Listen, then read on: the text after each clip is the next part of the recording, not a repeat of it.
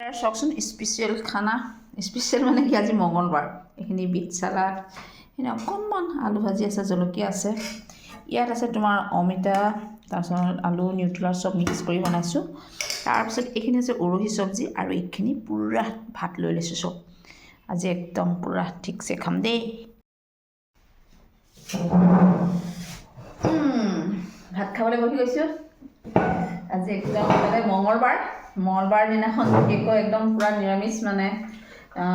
পাঁচফোৰণ দি খোৱা হয় সেইকাৰণে আজি দেখিছে নহয় কিমানখিনি বস্তু লৈ লৈছোঁ আপোনালোকে খালে নাই বাৰু জনাব দেই মই খাই লওঁ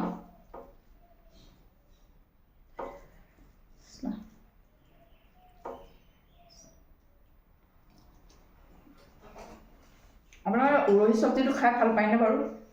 মোৰ একদম ফেভৰেট বস্তু বহুতে উৰহিটো নাখায় এতিয়া মোৰ বেটাই নাখায় উৰহি কিন্তু মই কিন্তু একদম পুৰা ঠিকছে খাওঁ দেই বহুত ভাল লাগে খাই